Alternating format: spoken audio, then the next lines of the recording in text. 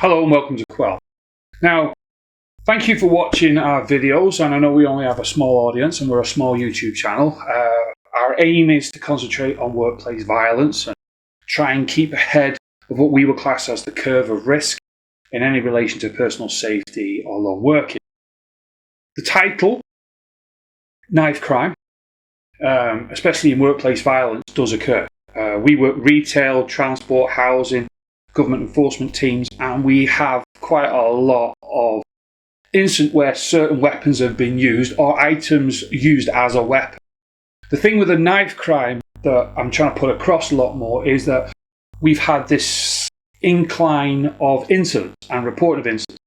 Traditionally, we used to get loads of incidents around reports relating to kitchen knives. So there was all sorts of kitchen knives, sizes, makes were brought into a store, a shop, a petrol station, housing unit, and used to threaten staff. Terrifying. But what we here have seen an increase on is different types of knives. These that you used to get from fishing tackle shops, things like that. They're just like cheap plastic. I mean, it's got phonetic alphabet and a compass. Seriously? But these are replicas of the ones that we've come across in our role. We've even come across items that I believe are pretty scary, to tell you the truth. Credit cards. I don't mean that Steven Seagal. I'm not going through that again, rubbish. But little credit cards that you can fold, shape that is, into, and that is sharp. Okay. We did some research for a legal team on this, and this. I mean, seriously.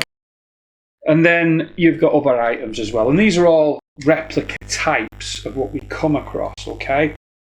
We do keep them in a secure box. We do inform relevant agencies that we've got stuff like this, and we only bring it out at certain times if we're trying to use it as an example or show somebody type. The one that's going to get destroyed that we have come across is this. And this was found in a toilet in a hotel. Okay? It was passed to me. I've informed the police, it's the easiest way to say it. And we've got it guaranteed that it's destroyed tomorrow. And it's like a zombie knife, I'm sure. What can you say? Better than me showing you pictures, just show you the size. Quite solid, heavy. And these blades, yeah, I mean, they're not the strongest blades, but this could do some damage. And what I'm asking a lot of our clients to do now, and we're working with a lot of clients, especially in hospitality and retail, and even housing, is that we need to make sure that the organisation as a whole is fully aware what to do in the event of a staff member being threatened with a weapon, particularly a knife. We then also have to make sure that the staff know exactly what to do.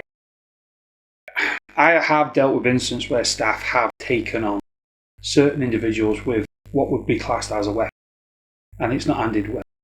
And that is my concern, dealing with a lot in retail, especially the frustrations of staff, the frustration emotions that they're going through, even in hospitality, where a lot of staff have thought enough is enough.